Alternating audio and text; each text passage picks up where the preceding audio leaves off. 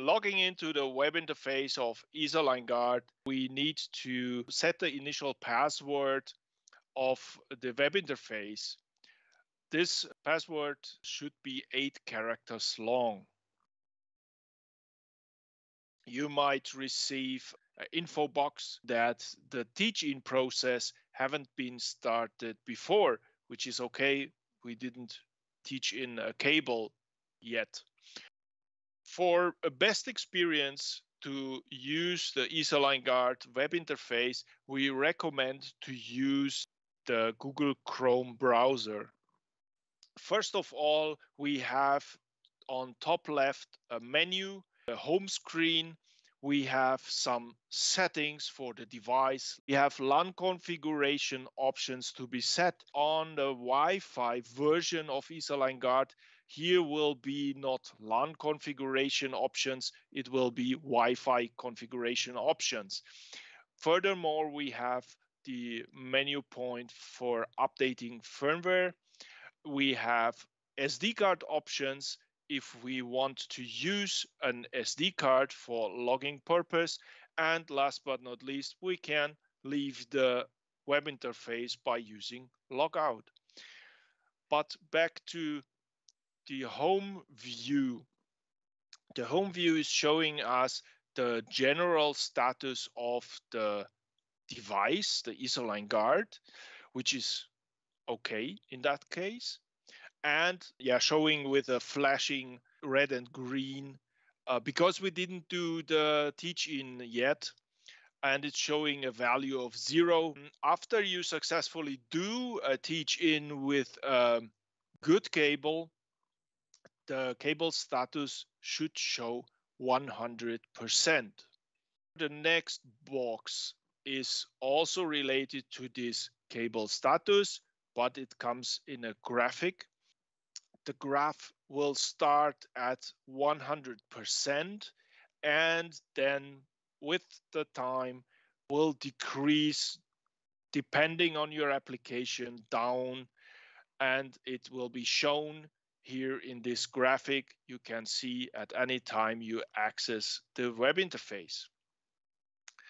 The next box, link status, is telling us, are the links installed, the link, respectively your patch cords, are they set and connected? In our case, we don't have now installed the patch cords, the links to control and also know to the application which from the bottom port, which is marked with guard.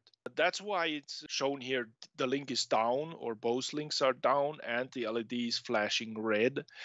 If the links are installed, it will show a flashing LED green, and here link up. Furthermore, we have working time of the cable. This will be displayed as per days, hours, and minutes. And last but not least, the device properties, which are fixed, set. The serial number first of all, then we have the LAN MAC address and the hardware version of the device, which could be important to know for support purpose. As we mentioned the support purpose, I might highlight you this landing page mentioned on the top right bottom of the web interface. Here you can find more information concerning ETHERLINE GUARD, but also some contact details. Let's step into the next menu section, which is settings. Settings is starting with the option to change the web interface password. You can click on change password, reset your password, and you're done. Most important point here might be for you to set alarm threshold for Q1 port. The alarm threshold comes as a default value of 80%, which from our perspective is the best value to go. This means that Q1 will give you an alarm after your cable is decreasing in its condition from the teach in 100% down to 80%, for example. You can reset this value higher, or you can even go significantly down. The lowest value is 21% because lower than this value, from our point of view, this doesn't make sense to run the cable.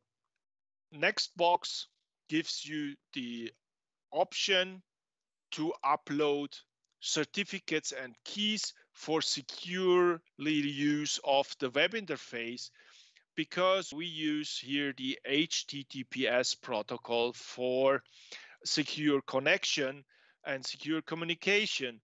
Therefore, you could upload the certificate here in that section. The next box shows us some cloud protocol features, which is the MQTT option. By default, it's turned off, but you can turn it on and set your dedicated MQTT broker address, the MQTT broker port, and if you want to go for, you even can use TLS for secure communication, similar to the box before. You can upload the specific certificates for TLS communication. Last but not least, we have two buttons to do the teach-in via the web interface, the teach-in of your to be monitored cable. That's important. And you can do a soft reset of the device. Let's step into the LAN configuration. LAN configuration gives you the option to either use a DHCP server for IP settings or to do your IP settings by your own. If you enable DHCP server, of course, all the options are gone because this will be handled by the DHCP server. If you turn DHCP off, which comes as a default, IP address needs to be set. Of course, there is a default IP address, which you can see here. That's the default device IP address, which we used for login purpose right before, the 192.168.0.32. Take care that LAN version and Wi-Fi version for accessing web interface have different IP addresses. So in case, don't do the mistake and use the same IP address. It might not work, but it's always mentioned on the right side plate of the ETHERLINE GUARD device. Furthermore, you can set the subnet mask if necessary and also a gateway address. ETHERLINE GUARD gives you the option of accessing web interface either via LAN port or via Wi-Fi access point. Here we have the Wi-Fi configuration, which is only shown, of course, if you use the Wi-Fi version of ETHERLINE GUARD.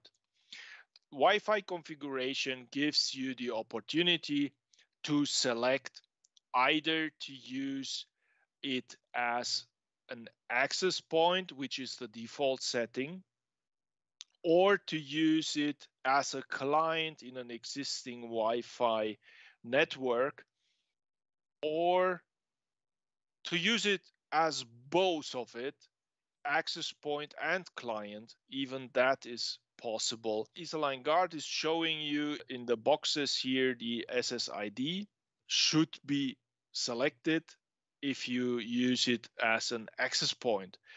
By default, it always comes as LAP underbar followed by the serial number and the option to change the Wi-Fi password.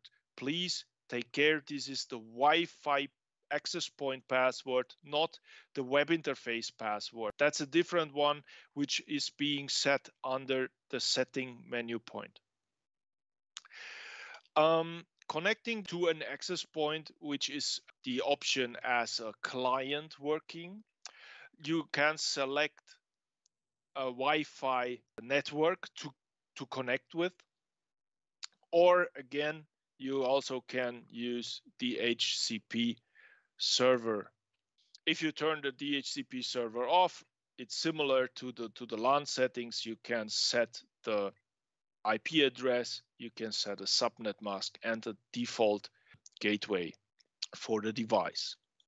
The change of the password for the access point is here you see the SSID, but then you can select a password of your choice.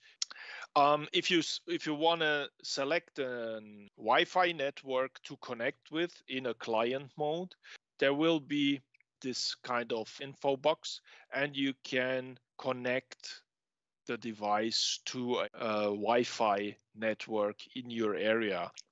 Last but not least, there's also the option to fully turn off Wi-Fi at the device.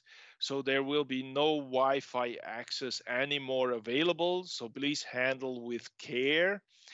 If you want to enable again the Wi-Fi option, you can do this using the set button on the device.